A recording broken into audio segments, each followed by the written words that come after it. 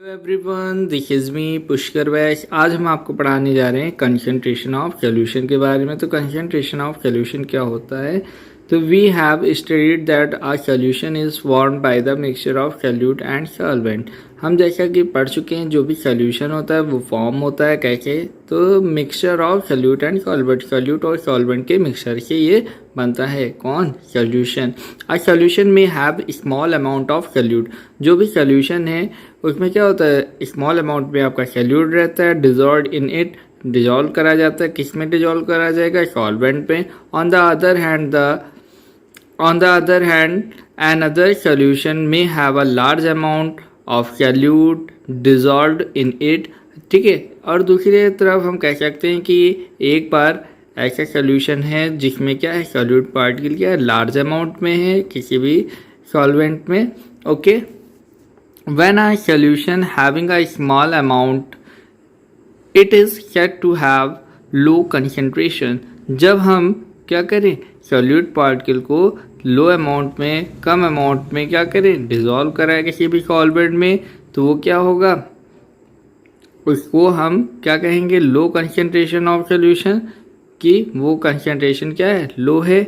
इसको हम कह सकते हैं it is known as dilute solution, जिसे हम डाइल्यूट सॉल्यूशन के नाम से जानते हैं। या हमें जो भी सॉल्यूशन दे रखा है, अगर उसमें सॉल्यूट पार्टिकल कम है, कम मात्रा में डिजॉल्व किया गया है, तो वो क्या है, आपका कैसे सॉल्यूशन कहलाएगा, dilute solution. When solution having a large amount of solute is said to be high concentration. जब हम क्या करेंगे, सॉल्यूट पार्टिकल को लार्ज अमाउंट में डिजॉल्व कराएंगे, तब ये आपका हाई कंसंट्रेशन कहलाएगा।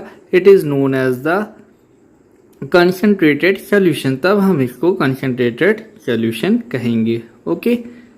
जब कम मात्रा में होगा, कम क्वांटिटी में होगा, तब डाइल्यूट, एंड जब लार्ज अमाउंट में होगा तो वो कंसंट्रेटेड सॉल्यूशन कहलाएगा। तब उसकी कंसंट्रेशन कैसी रहेगी, ज़्यादा रहेगी, हाई रहेगी, तो ये सॉल्यूशन आपका कंसंट्रेटेड सॉल्यूशन कहलाएगा। दस the concentration of a solution is the amount of the solute present in a given quantity of the solution. मतलब कि जो भी कंसंट्रेशन होती है सॉल्यूशन की, वो क्या होती है, अमाउंट होता है किसका, सॉल्यूट का, जो कि प्रेजेंट होगा किसी भी given quantity of the solution, किसी भी given quantity of the solution में जो कि प्रेजेंट होगा। ठीक है।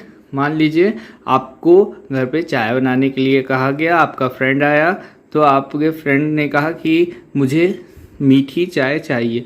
तो आपने चाय बनाया, तो उसमें क्या करा, आपने जो है शुगर ऐड करी। तो शुगर ऐड करने पर वो क्या हुआ, जैसे उसने पहली सिप करी चाय की, ठीक है, तो उसने कहा ये तो बहुत ज़्यादा मीठी है। ठीक है।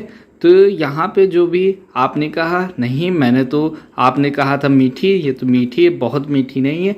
तो क्या हुआ, यहाँ पे कई बार ये होता है कि हमारे अकॉर्डिंग में वो कम मीठी है या मीठी है, और अगले के अकॉर्डिंग में वो ज़्यादा मीठी है। ठीक है। तो यहाँ पे कम या ज़्यादा जो भी है, ये क्या होता है, हमारे अकॉर्डिंग में कुछ और दूसरे के अकॉर्डिंग में कुछ और होती है। ओके। तो इनको डिफाइन करने के लिए हमने क्या करा, कुछ फार्मूले डेवलप करे गए, जिसके अकॉर्डिंग में हम कंसंट्रेशन को जानेंगे कि क्या है, डाइल्यूट कब कहेंगे और कंसंट्रेटेड कब कहेंगे। ठीक है।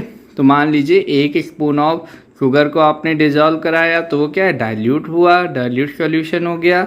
जबकि अगर आपने क्या करा, large amount of sugar means 3 और 4 स्पून ऑफ शुगर सॉल्यूट को क्या करा, डिजॉल्व कराया इन अ टी, तो वो आपका कैसे सॉल्यूशन कहलाएगा, कंसंट्रेटेड सॉल्यूशन कहलाया जाएगा।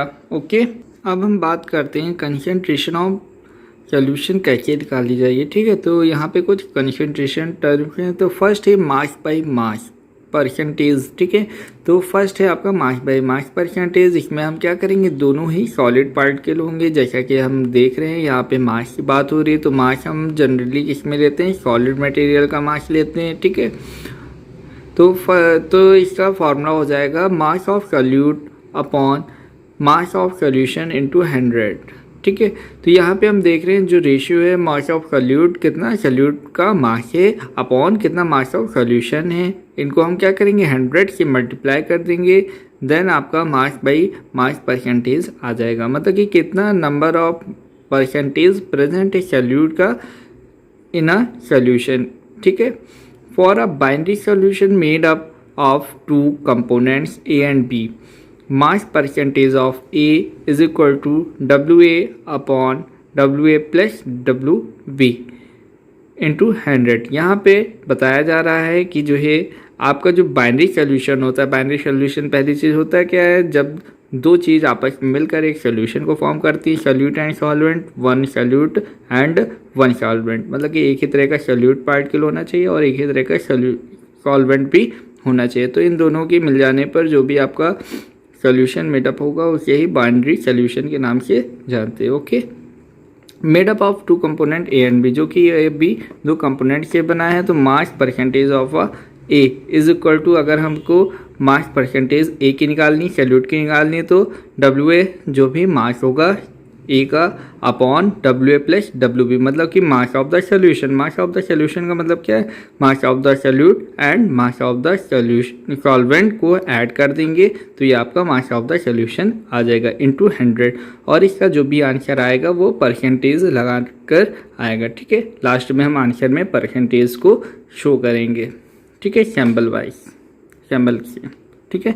तो सेकंड है वॉल्यूम बाय वॉल्यूम। मान लीजिए दो लिक्विड को अगर हमने आपस में मिक्स करा है, मिक्सचर बनाया, उनका सोल्यूशन फॉर्म करा है, तो इसका फॉर्मूला हो जाएगा volume of solute as it is above formula, ठीक है। अबव जो हमको दे रखा है उसके अकॉर्डिंग पे भी ये होगा, ठीक है, upon volume of the solution, ठीक है। तो दोनों का, सोल्यूट का और सॉल्यूशन का, दोनों का हमने क्या करा,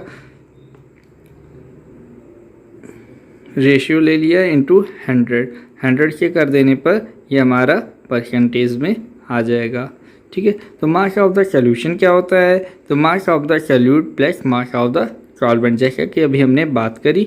इसी तरह वॉल्यूम ऑफ द सोल्यूशन क्या हो जाएगा, volume of the solute plus volume of the solvent. यहाँ पर एक बार हम फिर से बता दें आपको कि जो आपका मास बाय मास परसेंटेज है ये आपका सॉलिड के लिए यूज़ होगा, ठीक है, और वॉल्यूम बाय वॉल्यूम है तो ये आपका लिक्विड के लिए यूज़ होगा। जहाँ पे सॉल्यूट और सॉल्वेंट दोनों क्या है आपके सॉलिड रहेंगे, वहाँ मास बाय मास लेंगे परसेंटेज, एंड ये फॉर्मूला वॉल्यूम बाय वॉल्यूम का तब लिया जाएगा जब एक क्या हो, दोनों ही क्या हो आपके लिक्विड फेज में हो, मतलब कि डिस्पर्जन फेज और डिस्पर्जन मीडियम दोनों ही क्या हो, लिक्विड हो, और यहाँ पर दोनों ही डिस्पर्जन फेज और डिस्पर्जन मीडियम दोनों ही सॉलिड स्टेट में होंगी। ओके, नेक्स्ट अब हम बात करते हैं मास बाय वॉल्यूम की। तो मास बाय वॉल्यूम मतलब कि जो भी आपका सॉल्यूट दे रखा है वो क्या है, सॉलिड है, ठीक है, एंड जो भी आपका सॉल्यूशन फॉर्म हो रहा है, सॉल्वेंट है, वो क्या है आपका लिक्विड फेज में है। तो वॉल्यूम ऑफ द सॉल्यूशन, यहाँ पे एक चीज़ ध्यान रखने वाली है, जो भी आपका वॉल्यूम लिया जाएगा वो सॉल्यूशन का लिया जाएगा, जो मास लिया जाएगा वो सॉल्यूट पार्टिकल का लिया जाएगा इंटू 100। ओके, नेक्स्ट है स्ट्रेंथ ऑफ अ सॉल्यूशन। तो स्ट्रेंथ की बात करते हैं तो what is strength, it is defined as a amount of solute in gram. इसमें डिफाइन करा जाएगा कि कितना अमाउंट ऑफ सॉल्यूट है ग्राम में प्रेजेंट है इन 1 लीटर ऑफ द सॉल्यूशन, ठीक है। किसी भी सॉल्यूशन के 1 लीटर में कितने ग्राम ऑफ सॉल्यूट प्रेजेंट है। तो इनमें हम परसेंटेज जैसा कि पूछा भी नहीं गया है, आपको हेडिंग में नहीं शो कर रखा गया है, तो यहाँ पे हम 100 से मल्टीप्लाई नहीं करेंगे। तो स्ट्रेंथ ब्रैकेट में G/L, ओके, G क्या है ग्राम और L क्या है आपका लीटर। यहाँ पे ये बता रहा है कि कितने नंबर ऑफ ग्राम प्रेजेंट हैं 1 लीटर में, is equal to mass of the solute, ठीक है, मास क्या है आपका सॉल्यूट का, ठीक है, जो कि आपका ग्राम में रहेगा, upon volume of the solution, ठीक है, वॉल्यूम रहेगा जो कि सॉल्यूशन का रहेगा, इसको हम कैपिटल L से दिखा रहे हैं, ठीक है, कि लीटर में रहेगा। ओके, नेक्स्ट अब हम बात करते हैं सस्पेंशन की इन नेक्स्ट वीडियो। उम्मीद है आपको समझ में आया होगा। Okay, thank you class.